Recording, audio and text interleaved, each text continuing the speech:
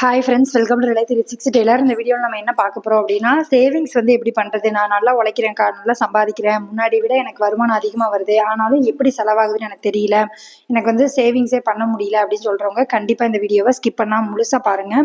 இதில் சொல்கிற சின்ன சின்ன விஷயங்களை ஃபாலோ பண்ணீங்க அப்படின்னாலே உங்களாலேயுமே வந்து கண்டிப்பாக வந்து சேமிப்பு பண்ண முடியும். அது எப்படி அப்படிங்கிறத அந்த வீடியோ இருக்க போது. நீங்கள் இந்த சேனலை இப்போ தான் ஃபஸ்ட் டைம் பார்க்குறீங்க அப்படின்னா சப்ஸ்கிரைப் பண்ணிட்டு பாருங்கள். அந்த சேனலில் வர எல்லா வீடியோ உங்களுக்கு ரொம்ப யூஸ்ஃபுல்லாக இருக்கும். வாங்க வீடியோக்குள்ளே போகலாம். நீங்கள் இன்னும் மிஷினில் உட்காந்து தைக்காமல் இருக்கீங்க அப்படின்னா கண்டிப்பாக தச்சுக்கிட்டே வீடியோ பாருங்கள். அப்போ உங்களுக்குமே ஒரு ப்ளவுஸ் தைச்ச மாதிரி இருக்கும். நீங்கள் வந்து ஃபஸ்ட்டு சேவிங்ஸ் பண்ணணும், நான் வந்து சேமிக்கணுக்கா, என் காசை வந்து கரெக்டாக வந்து இன்வெஸ்ட் பண்ணணும் அப்படின்னு நினைக்கிறீங்க அப்படின்னா ஃபஸ்ட்டு விஷயம் நான் என்ன சொல்லுவேன் அப்படின்னா, கோல்டில் இன்வெஸ்ட் பண்ணுறது தான் நல்லது. ஏன்னா இன்றைக்கி நான் வந்து ஒரு 9,000 ரூபாய்க்கு 1 கிராம் தங்கம் வாங்குறேன். நான் வந்து ஒரு எக்ஸாம்பிளுக்காக சொல்கிறேன். இன்றைக்கி 9,000 ரூபாய்க்கு வாங்குறோம் அப்படின்னா இன்னொரு ஒரு மாதம் கழிச்சு அது 9,200 ரூபாயாக மாறலாம். அப்போ 200 ரூபா நமக்கு லாபம் தான். நம்ம வாங்குகிற ரேட்டை விட இன்றைக்கி ரேட்டு வந்து அதிகமாக தான் இருக்கும். என்னோட ஃபஸ்ட்டு விஷயம் வந்து தங்கத்தில் தான் சேவ் பண்ணுறது. எல்லாராலையும் வந்து சேவிங்ஸ் வந்து தங்கத்தில் மாதம் மாதம் போய் நான் கட்ட முடியாது அப்படின்னு சொல்கிறவங்க நிறைய பேர் வந்து இப்போ வந்து ஆப்லேயே கட்டுற வசதி வந்து நிறைய ஸ்டோரில் வந்து இருக்குது. நான் வந்து ஸ்டார்டிங்லேருந்தே தங்கத்தில் தான் ஃபஸ்ட்டு இன்வெஸ்ட் பண்ணுறது. இன்னொன்று என்ன அப்படின்னா, நீங்கள் இன்வெஸ்ட் பண்ணணும், அதாவது நான் வந்து சேவிங்ஸ் பண்ணணும் அப்படின்னு நினைக்கிறீங்க அப்படின்னா முதல்ல சேவிங்ஸ் எவ்வளோ பண்ணணும்னு நினைக்கிறீங்களோ அதை எடுத்துட்டு தான் நம்மளோட வருமானத்துலேருந்து அதுக்கப்புறம் தான் செலவு பண்ணணும். செலவு பண்ணி முடிச்சுட்டு நான் மீதி இருக்கிறத சேவ் பண்ண போகிறேன் அப்படின்னா கண்டிப்பாக உங்கள்கிட்ட 1 ரூபா கூட இருக்காது. அது எப்போவுமே அப்படி தான். எப்படி வந்து வீட்டில் வந்து மளிகை ஜாமான் வாங்குறது, அதே மாதிரி ஒரு மாதம் வாடகை கொடுக்குறது, இதெல்லாம் வந்து ஒரு கமிட்மெண்ட்டில் வச்சுருக்கீங்களோ அதே மாதிரி சேவிங்ஸ் பண்ணுறதே ஒரு கமிட்மெண்ட்டுக்குள்ளே வைக்கணும். அப்போனா மட்டும்தான் உங்களால் சேவ் பண்ண முடியும். ஏன்னா வீட்டில் வந்து ரூபா கையில் இருக்குது அப்படின்னா எப்படி செலவு வருதுன்னே தெரியாது இப்போ இருக்க சூழ்நிலைக்கு. அதனால் நீங்கள் வந்து வரவு செலவு கணக்கு கரெக்டாக பார்த்தா மட்டும்தான் உங்களால் சேவ் பண்ண முடியும். இப்போ மினிமம் வந்து உங்களுக்கு 10,000 ரூபாய் என்னோட வருமானம் வருதுக்கா, என் வருமானத்தை என் ஹஸ்பண்ட் வந்து கேட்க மாட்டாங்க, நான் வீட்டில் இருந்தால் சம்பாதிக்கிறேன், வீட்டில் இருந்தால் தையல் தொழில் பண்ணுறேன், அந்த தொழில் பண்ணும்போது உன் அமௌண்ட்டை நீ வச்சுக்கோன்னு சொல்லுவாங்க அப்படின்னா நீங்கள் என்ன பண்ணணும் அப்படின்னா, வீட்டில் இருக்க சின்ன சின்ன தேவைக்கும் அதை யூஸ் பண்ணிக்கணும். அதே மாதிரி ஒரு கோல்டு இன்வெஸ்ட் பண்ணுறதுக்கும் நீங்கள் வந்து இன்வெஸ்ட் பண்ணலாம். ஒன்னொன்று என்ன யோசிக்கணும் அப்படின்னா, கோல்டில் இன்வெஸ்ட் பண்ணும்போது இந்த மாதம் உங்களால் 1000 ரூபாய் தான் கட்ட முடியும் அப்படின்னா 1000 ரூபாய் கட்டுங்க. அடுத்த மாதமும் அதே மாதிரி 1000 ரூபாய் 1000 ரூபாயா கட்டுங்க. இல்லை எனக்கு வந்து 2000 ரூபாய் என்னால் மாதம் கட்ட முடியும்க்கா அப்படின்னா மந்த்லி 2000 ரூபாய் கட்டுங்க. இந்த மாதிரி எடுத்துக்கோங்க. இன்னொன்று என்ன அப்படின்னா, இப்போ வந்து சேவிங்ஸ் பண்ணுறேன் அப்படிங்கிறதுக்காக கோல்டில் மட்டும் தான் இன்வெஸ்ட் பண்ண முடியுமான்னு கேட்டால் கண்டிப்பாக கிடையாது. இன்னொன்று ஒரு சிலர் வந்து வார சீட்டு போடுவாங்க, மந்த்லி சீட்டு போடுவாங்க, அவங்ககிட்டையும் கட்டுவாங்க. அவங்க வீட்டில் ரிலேஷனாக இருப்பாங்க, அவங்க வந்து சீட்டு போடுவாங்க. அப்படி வந்து கட்டுறவங்களும் நான் பார்த்துருக்கேன். அதுவுமே பண்ணலாம். இல்லைக்கா எனக்கு இதிலலாம் எனக்கு வந்து பண்ணதுக்கு இஷ்டம் இல்லை அப்படின்னா இதுக்கு அடுத்து என்ன பண்ணலாம் அப்படின்னா, ஒரு 2 அக்கௌண்ட் வச்சுக்கோங்க எப்போவுமே உங்களுக்கு. ஒரு அக்கௌண்ட் வந்து நமக்கு வருமானம் வருதுல்ல அதுக்கு அக்கௌண்ட்டும், ஒரு அக்கௌண்ட் வந்து சேவிங்ஸ் அக்கௌண்ட் அந்த மாதிரி வச்சுக்கோங்க. இன்னொரு அந்த அக்கௌண்ட்லேருந்து பணம் எப்போவுமே எடுக்கக்கூடாது. இந்த அக்கௌண்ட்டில் வந்து பணம் எடுத்துக்கலாம், போட்டுக்கலாம், என்ன வேணாலும் பண்ணலாம். அப்படி வந்து ஒரு அக்கௌண்ட் வச்சுக்கோங்க. மந்த்லி வந்து எனக்கு வந்து இவ்வளோ ரூபாய் மிச்சம் இருக்குது அப்படின்னா அந்த அந்த அக்கௌண்ட்டுக்கு ட்ரான்ஸ்ஃபர் பண்ணிடுங்க. அப்படி பண்ணும்போது என்ன ஆகும் அப்படின்னா, கண்ணுக்கு தெரியாமல் அந்த அக்கௌண்ட்டில் வந்து சேவிங்ஸ் ஆகிட்டே இருக்கும். இன்னொன்று அந்த அக்கௌண்ட்டுக்கு எந்த காரணத்தை கொண்டும் நம்ம வந்து ஏடிஎம் போட்டோ இல்லை வந்து பேங்க்கில் போயோ எடுக்காத மாதிரி பார்த்துக்கோங்க. இன்னொன்று இப்போ வந்து சேவிங்ஸ் பண்ணுறது அப்படிங்கிறது என்ன அப்படின்னா, நம்ம வந்து சின்ன சின்ன விஷயத்தில் என்னென்ன செலவு பண்ணுறோம் அப்படிங்கிறத பார்க்கணும். நம்ம வந்து எதெல்லாம் தேவையாக செலவு பண்ணிகிட்டு இருக்கோம். ஒரு சில பொருள் வந்து நம்ம வாங்குறதுக்கு மட்டும் யோசிப்போம், இது வாங்கணும்னு நினைப்போம். வாங்கினதுக்கப்புறம் அது வந்து நமக்கு யூஸ் பண்ணுற முடியாத அளவுக்கு இருக்கும். அதாவது ஒரு தடவை யூஸ் பண்ணுவோம், அதுக்கப்புறம் யூஸ் பண்ண மாட்டோம், அந்த மாதிரி இருக்கும். அந்த மாதிரி ஐட்டம் வந்து நம்ம வந்து ஒரு ஆசைக்காக வாங்குவோம், அதுக்கப்புறம் திரும்ப யூஸ் பண்ணுறதில்ல. இதெல்லாம் என்னை பொறுத்த வரைக்கும் வேஸ்ட் செலவு தான். அதனால் உங்களுக்கு எது வேணும் வேண்டாங்கிறத நீங்கள் கரெக்டாக வந்து சூஸ் பண்ணி நீங்கள் வந்து வாங்குங்க. இல்லைக்கா எங்கள் வீட்டில் வந்து நான் தைக்கிற காசு வந்து எனக்கு செலவு அதிகமாக இருக்குது, அதனால் எனக்கு வந்து அதுவே பத்தாது, இதில் வந்து செலவு பண்ண என்னால் சேவிங்ஸும் பண்ண முடியாது அப்படின்னு சொல்கிறவங்க ஃபஸ்ட்டு வந்து உங்கள் வீட்டில் என்னென்ன விஷயம்லாம் தேவைப்படுது அப்படிங்கிறத பாருங்கள். எது எதில் குறைக்க முடியும் அப்படிங்கிறதையும் பாருங்கள். ஏன்னா நம்ம கையில் தான் இருக்குது. அது வந்து நம்ம எதை குறைச்சி வாங்கிக்கலாம், இல்லை வந்து எதில் வந்து நான் வந்து அதிகமாக செலவு பண்ணுறேன் அப்படிங்கிறத கண்டுபிடிச்சிட்டோன்னா நம்மளால் சேவிங்ஸ் பண்ண முடியும். மந்த்லி வந்து 5000 6000 தான் நம்ம வந்து சேவிங்ஸ் பண்ணணும் கிடையாது. 500 ரூபாய் முதற்கொண்டு நம்மளால் சேவிங்ஸ் பண்ண முடியும். இதுக்கப்புறம் வந்து போஸ்ட் ஆஃபீஸில் ஒரு 1000 ரூபாய் போட்டு வைக்கலாம். இதுக்கப்புறம் வந்து வேறு என்ன பண்ணலாம் அப்படின்னா, இப்போ மந்த்லி வந்து சில பேருக்கு ஃபீஸ் கிடையாது, வருஷத்துக்கு ஒரு தடவை தான் ஃபீஸ் கட்டுவாங்க. அப்படி இருக்கவங்க மந்த்லி வந்து உங்கள் அடுத்த வருஷம் உங்கள் பொண்ணோடதோ இல்லை உங்கள் பையனோட அமௌண்ட் எவ்வளவோ அதுக்கு தக்கன நம்ம வந்து பேங்க்ல போட்டு வைக்கலாம். இதெல்லாம் வந்து என்னன்னா கண்ணுக்கு தெரியாமல் நமக்கு சேவிங்ஸ் ஆகிட்டே இருக்கும். நமக்கு ஒரு எமர்ஜென்சி அப்படிங்கும்போது அந்த அமௌண்ட்டை வச்சு நம்ம யூஸ் பண்ணிக்கலாம். இன்னொன்னு நினைப்பீங்க என்னன்னா, ஒரு ரூ. 1000 சம்பாதிக்கிறனால 1 கிராம் கூட வாங்க முடியாதுக்கா. மொத்தமே 1 கிராம் தான் வாங்க முடியும். அதுல என்ன பொருள்க்கா வாங்க முடியும் அப்படின்னு கேட்டீங்கன்னா, காயினா எடுத்து வைங்க. ஒரு 5 காயின், 6 காயின் சேர்ந்ததுக்கப்புறம் உங்களுக்கு என்ன தேவையோ அந்த பொருள வாங்கிக்கலாம். இன்னொன்னு என்ன அப்படின்னா, உங்கள வந்து மோட்டிவேட் பண்ணணும் அப்படின்னா, கண்டிப்பா என்ன பண்ணணும் அப்படின்னா, இந்த வருஷம் நான் இந்த டார்கெட் வச்சிருக்கேன். இந்த பொருள நான் வந்து வாங்கணும் என் வீட்டுக்கு அப்படிங்கிற மாரி நீங்க டார்கெட் பண்ணி தச்சா மட்டும் தான் உங்களால வந்து நெறைய தைக்கவும் முடியும். நெறைய சேவிங்ஸும் பண்ண முடியும். ஒரு சிலருக்கு வந்து என்னன்னா, வீட்ல இருக்க ஹஸ்பண்டுமே காசு குடுப்பாங்க. வீட்டு செலவுக்குன்னு குடுக்குறவங்களும் இருப்பாங்க. அதுலயுமே நம்ம மிச்சம் பண்ணி நம்மளால சேவிங்ஸ் பண்ண முடியும். எனக்கு ஒரு தொழிலும் தெரியாதுக்கா. வீட்ல நேத்து தான் வந்து இருக்கேன். 1ஆம் தேதி என் நேத்து ஹஸ்பண்ட் வந்து நான் குடுக்குற எவ்வளோ காசுல தான் இது சம்பாதிச்சேன் பண்றேன். அப்படின்னா, அதுல கூட நம்மளால சேவிங்ஸ் பண்ண முடியும். நம்ம கையில தான் இருக்கு. நம்ம என்ன செலவு பண்றோம், என்ன வெள்ளிக்கிழமை வரும் அப்படிங்கிறனால அப்படிங்கிறத டெய்லி கோயிலுக்கு போக வேண்டிய வந்து வேலை எழுதுற இருந்துச்சு. பழக்கத்த கொண்டு வாங்க. நம்ம எப்பவுமே வந்து இப்ப வந்து ஜிபே இருக்கிறதுனால நம்ம என்ன பண்றோம்னா, எங்க போனாலும் ஸ்கேன் பண்ணி ஜிபே பண்ணிடுறோம். நமக்கு எவ்வளோ அமௌண்ட் நம்ம செலவு பண்றோம் டெய்லி அப்படிங்கிறதே தெரிய மாட்டுக்கு.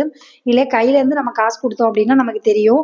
அதனால எப்பவுமே வந்து உங்க டெய்லி வந்து நைட்டு தூங்குறதுக்கு முன்னாடி உங்களோட வரவு எவ்வளவு, செலவு எவ்வளவு அப்படிங்கிறத கரெக்டா எழுதி பழகுங்க. எழுதி பழகும்போது தான் நமக்கு எது வந்து நம்ம வேஸ்ட்டா செலவு பண்ணியிருக்கோம். இனி அடுத்த தடவ அத பண்ணக்கூடாது அப்படிங்கிற எண்ணம் வந்து வரும்.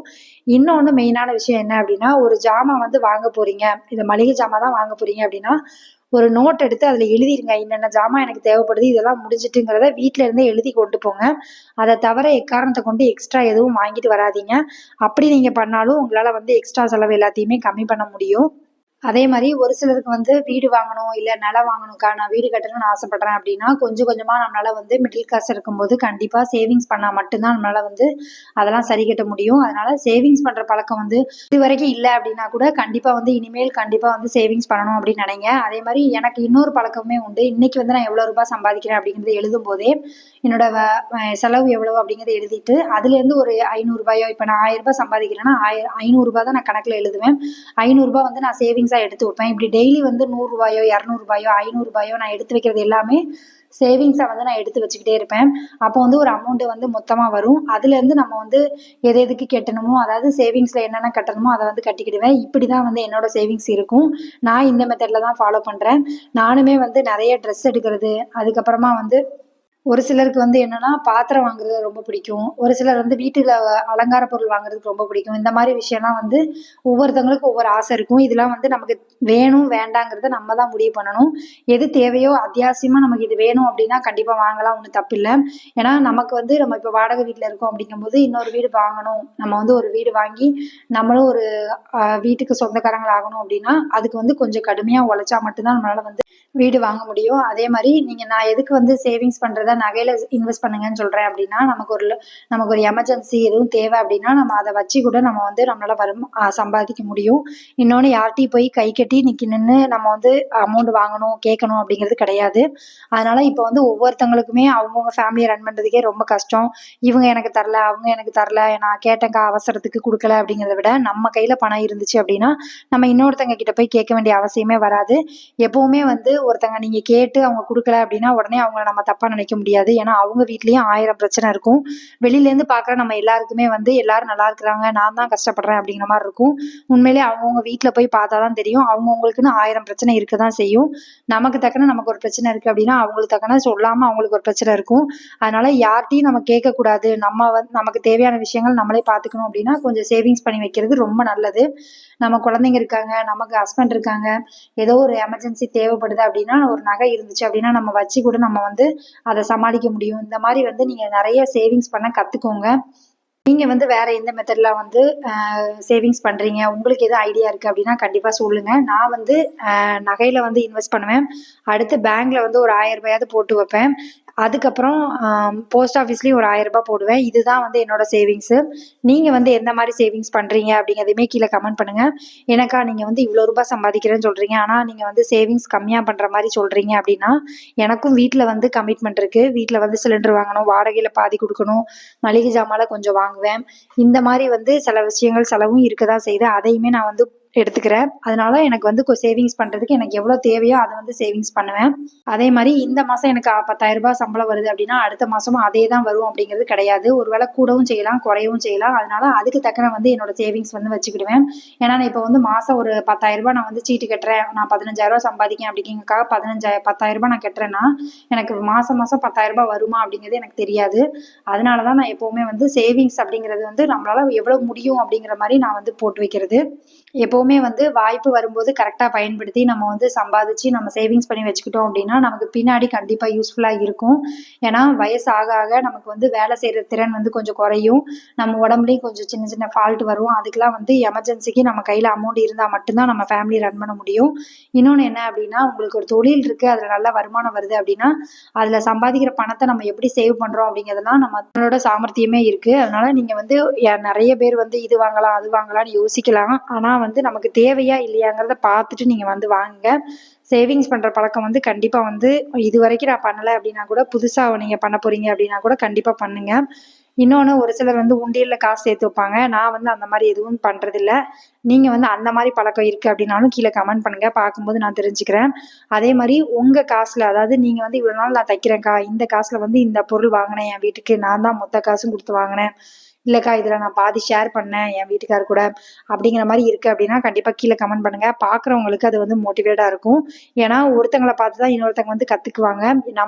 எனக்குமே வந்து யாராவது சொல்லி கொடுத்தாங்களா அப்படின்னு கேட்டால் கிடையாது. ஒரு சில விஷயம் வந்து நம்மளே வந்து பார்த்து பார்த்து தெரிஞ்சுக்கிறது தான். இதில் இன்வெஸ்ட் பண்ணால் நல்லது, இதில் வந்து போட்டு பார்க்கலாம் அப்படிங்கிற மாதிரி நம்மளா ஒன்று கற்றுக்கிறது தான். அதனால் நீங்கள் வந்து உங்களுக்கு என்ன சேவிங்ஸ் பண்ணுறீங்க, எவ்வளோ அமௌண்ட் பண்ணுறீங்க, என்ன வந்து வாங்குறீங்க, வருஷம் வருஷம் நான் இந்த பொருள் வாங்குவேன்க்கா அப்படிங்கிறதையுமே கண்டிப்பாக கீழே கமெண்ட் பண்ணுங்கள். நானுமே பார்த்து தெரிஞ்சுக்கிறேன். நானுமே எல்லாருக்குமே வந்து எல்லா விஷயமும் தெரியுமா அப்படின்னு கேட்டால் கிடையாது. ஒரு சில விஷயம் வந்து நம்ம தப்பு பண்ணி தான் கற்றுக்குவோம். அதை வந்து நீங்கள் ஃபீல் பண்ணாமல் இனிமேல் வந்து நான் சம்பாதிக்கிற காசை இவ்வளோ ரூபாய் சேமிக்கணும் அப்படிங்கிற மாதிரி நீங்கள் வந்து உங்கள் மைண்ட் தாட்டில் ஃபிக்ஸ் பண்ணிக்கோங்க. கண்டிப்பாக வந்து முடியும். நம்மளுக்கும் ஒரு ஆர்வம் இருக்கும். இவ்வளோ ரூபாய் நான் சேமிக்கணும்னு நான் வந்து இந்த வருஷம் பிளான் பண்ணியிருக்கேன், இந்த தடவை நான் கண்டிப்பாக இது பண்ணணும் அப்படிங்கிற மாதிரி யோசிச்சிங்கன்னா கண்டிப்பாக உங்களால் வந்து சேவிங்ஸும் பண்ண முடியும். தேங்க்யூ ஃப்ரெண்ட்ஸ், இவ்வளோ நேரம் வீடியோ பார்த்ததுக்கு ரொம்ப நன்றி. இந்த வீடியோ வந்து உங்களுக்கு பிடிச்சிருக்குன்னு நினைக்கிறேன். பிடிச்சிருக்கு அப்படின்னா லைக் பண்ணுங்கள், கமெண்ட் பண்ணுங்கள், ஷேர் பண்ணுங்கள். இந்த மாதிரி வீடியோ வேணும் அப்படின்னாலும் கீழே கமெண்ட் பண்ணுங்கள். உங்கள் ஃப்ரெண்ட்ஸ் யாராவது இப்போ தான் தையல் தொழில் பழகுறாங்க அப்படின்னா அவங்களுக்கு இந்த வீடியோவை ஷேர் பண்ணி விடுங்க. அவங்களுக்கு இந்த வீடியோ ரொம்ப யூஸ்ஃபுல்லாக இருக்கும். நீங்களுமே என்ன சேவிங்ஸ்லாம் பண்ணுறீங்க அப்படிங்கிறதுமே கீழே கமெண்ட் பண்ணுங்கள். இவ்வளோ நேரம் வீடியோ பார்த்ததுக்கு ரொம்ப நன்றி. Thank you friends.